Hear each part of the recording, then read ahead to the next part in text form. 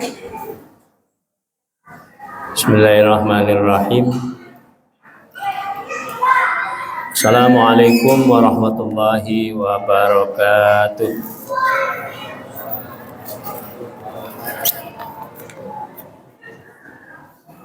Alhamdulillahi hamdan muwafi'an li ni'amihi wa mukafi'an li mazidih. Allahumma sholli wa sallim wa barik ala asyrafil mursalin sayyidina wa maulana Muhammadin sallallahu alaihi wasallam wa ala alihi wa ashabihi ajma'in wa man tabi'ahum bi ihsanin ila yaumiddin, amma ba'd. Rabbi shrah li sadri wa yassir li amri wa hlul 'uqdatam min lisani yafqahu qawli ya fattahu ya alim.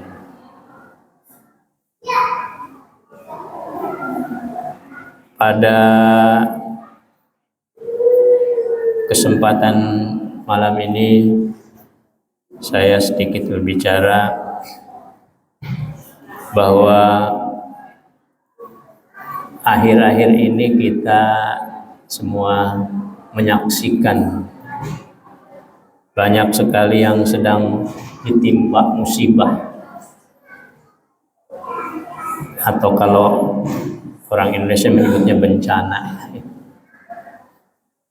Di antaranya bencana banjir yang banyak sekarang ini. Demak, Semarang, Sumatera Barat. Dengan mah enggak lah. Ada. Oh, ada juga ya. Bali ya. Kemudian Madura. Cirebon ada yang kena? Ada juga Cirebon, Masya Allah. Banyak yang kena bencana banjir ya.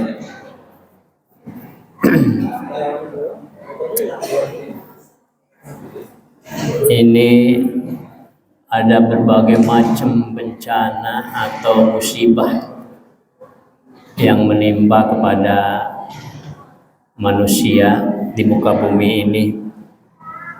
Kalau orang-orang apa itu namanya BPBN ya, Badan Penanggulangan Bencana Nasional, itu menyebutkan bahwa ada 3 macam bencana ya yang menimpa kita itu.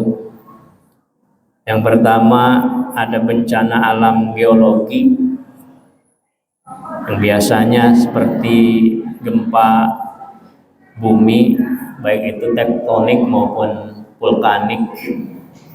Ada juga tsunami, kemudian gunung meletus, tanah longsor, ada likuifaksi, dan macam-macam.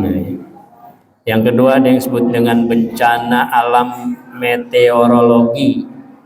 Ini yang berhubungannya dengan iklim atau cuaca. Iklim sekarang ini sedang terjadi iklim yang katanya sih anomali, gitu apa ya? Anomali cuaca gitu. Di antaranya terjadinya pemanasan global, kemudian kekeringan, banjir, baik itu banjir rob, bandang, maupun ada karena disebabkan oleh bobolnya tanggul, itu jadi banjir kayak di Demak, kemudian di daerah apa itu yang pada bobol itu ininya ya, Tegal ya, daerah Tegal.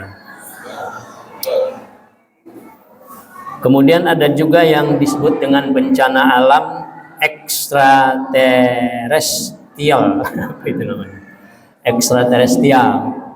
Ini dari langit biasanya itu. Ada asteroid yang nabrak bumi gitu. Kalau suatu saat, atau ada bintang-bintang yang pada bintang-bintang meteor yang pada jatuh atau hujan meteor.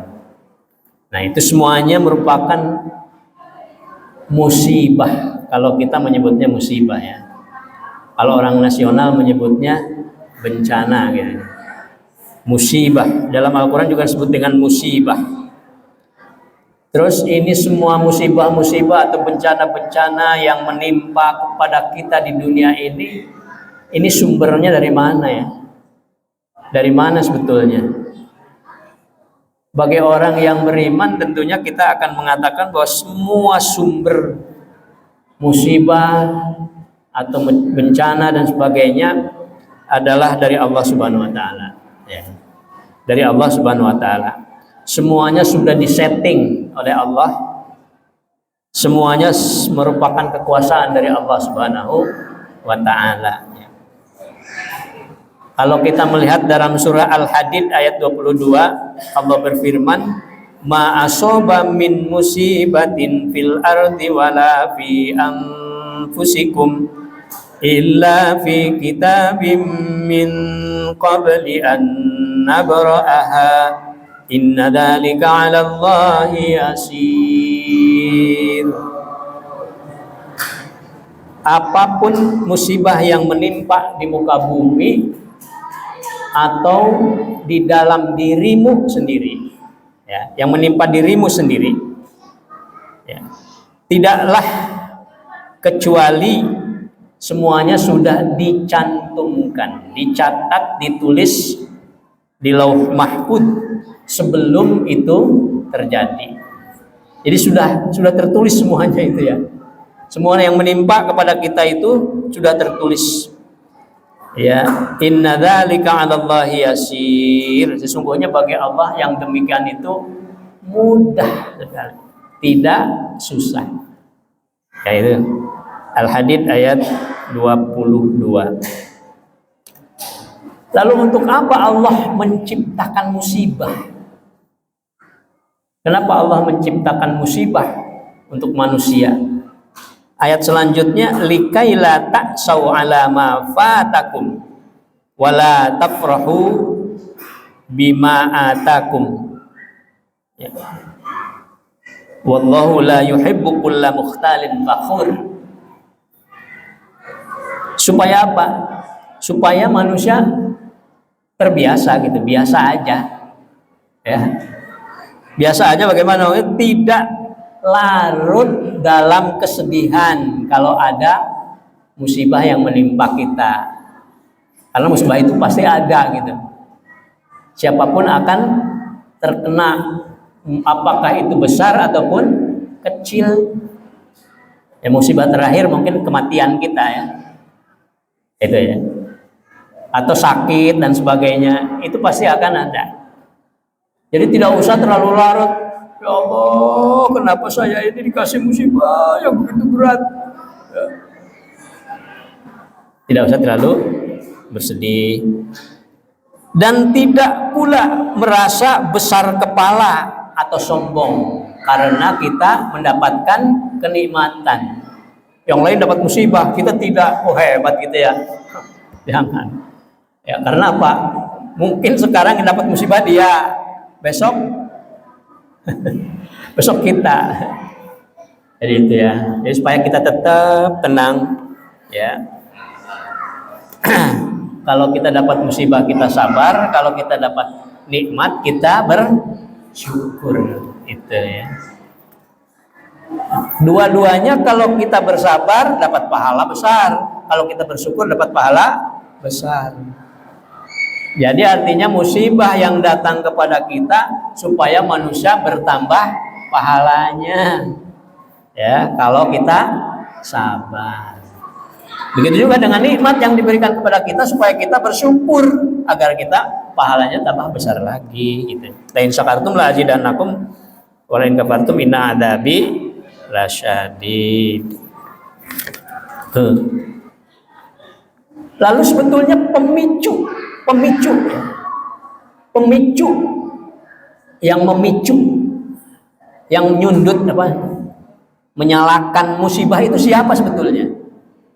Kok tiba-tiba ada banjir di kampung kita, tiba-tiba ada gempa bumi, tiba-tiba ada tsunami di Aceh, tsunami di Jepang, yang melahap berapa manusia itu yang meninggal di Aceh itu, berapa ribu, berapa ratus ribu ya. Sebetulnya pemicunya siapa? Ini ada dua macam. Ada yang memang itu sunnatullah, sunnah Allah, ya. Artinya bahwa terjadinya tsunami, terjadinya banjir, terjadinya gempa bumi dan sebagainya itu sudah dibuat sistemnya oleh Allah. Apakah itu untuk merevisi bumi supaya buminya jadi lebih bagus? Ya, setelah disapu dengan air laut itu, daratan menjadi bersih lagi gitu ya. Tadinya udah kotor. Ya, begitu juga dengan hujan atau banjir. Ya, orang jadi ngebersihin rumah, gitu. Ya, dan sebagainya. Jadi itu kalau kita mungkin merevisi rumah itu namanya merenovasi. Jadi Allah merenovasi alam dengan melalui musibah-musibah itu. Nah, itu yang pertama. Jadi ini memang sunnatullah. Ada yang terjadi dan manusia tidak ada yang bisa menahannya. Yang kedua, karena tangan-tangan jahil manusia. Nah, itu ada disebutkan di dalam surah Ar-Rum ayat 41.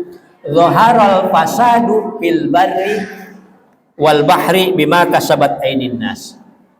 Ya, terjadinya kerusakan, kehancuran, bencana, ya, yang terjadi di daratan atau di lautan karena tangan-tangan manusia. Karena tangan-tangan manusia. Ya. Contohnya apa? Yang karena tangan-tangan manusia? Karena manusia membabat pohon-pohon, akhirnya jadi longsor, jadi banjir, jadi gundul, terjadi likuifaksi dan sebangsanya. Itu tangan manusia. Atau menguruk lembah yang merupakan penampungan air, dijadikan gedung-gedung atau perumahan-perumahan. Akhirnya tidak ada penampungan air, maka air genang di rumah-rumah itu. Ya. Maka terjadilah banjir di perumahan, ya, banjir di gedung-gedung, di jalan-jalan dan sebagainya. Tuh, karena tangan manusia atau karena kemaksiatan manusia. Manusia berbuat maksiat. Ya, tidak taat kepada Allah, tetapi malah melawan atau melanggar perintah Allah Subhanahu wa taala. Ini sudah dicontohkan dari zaman dulu. Ya, ada kaum Samud yang kemudian dihancurkan melalui gempa yang dahsyat. Ya, dalam surat Al-A'raf ayat 77 ya, 78 disebutkan. Kemudian kaum Lut, ya, kaum Sodom atau Sodomi, mereka melanggar larangan Allah untuk menjadi LGBT, ya. Akhirnya dihancurkan oleh Allah, ya, kecuali orang-orang yang beriman. Kemudian kaum Madian yang menyembah pohon dan bermaksiat, gempa dahsyat juga. Nah, kemudian Korun, kemudian yang dijadikan kera-kera itu, kunu kirodatan khasiin, zamannya Nabi Musa. Zamannya Nabi Isa, kaumnya dijadikan sebagian, ya, beberapa 300 orangan kalau tidak salah itu. Dijadikan apa? Dijadikan babi, ya. Nah, ini bencana-bencana yang seperti itu dikarenakan oleh tangan-tangan manusia. Tangan-tangan manusialah yang menjadikan bencana itu muncul. Ya, oleh karena itu maka manusia harus hati-hati.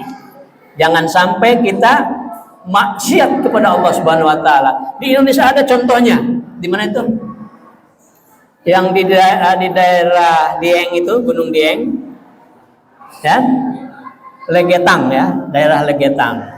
Jadi itu semua satu kampung itu ditimbun dengan apa itu puncak gunung Dieng gitu ya.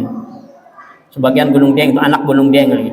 Luk, semalam hanya beberapa detik saja semuanya mati, terkubur.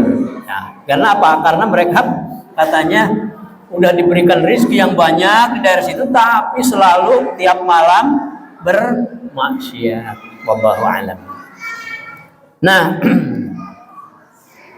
kalau kita semuanya mendapatkan bencana, maka ada dua kemungkinan. Mungkin sedang diadab oleh Allah di dunia, atau mungkin sedang diuji oleh Allah Subhanahu wa taala. Ya. Jadi kalau ada terjadi bencana, maka ada dua macam manusia. Ada manusia yang sedang diuji, ada manusia yang sedang diadab oleh Allah. Yang sedang diuji yang bagaimana? Ya orang yang beriman. Kalau dia sabar, maka mendapatkan pahala. Yang sedang diadab siapa? Orang kafir. Yang bermaksiat kepada Allah Subhanahu wa taala, itu yang sedang diadab. Ya. Kadang-kadang yang diadab itu semuanya, padahal yang melakukan maksiatnya hanya sebagian saja. Itu bisa terjadi seperti itu. Supaya kita tidak kena azab, maka ada dua hal. Dua hal dulu udah tadi ya. Yang pertama apa? Di dalam Al-Quran disebutkan itu dalam surat apa ya? Ini dalam surat apa tadi itu? Rum kalau tidak salah ya. Yang bunyinya wa ma kana Allahu liyu'adzibahum wa anta fihim. Wa ma kana Allahu mu'adzibahum wa hum yastaghfirun.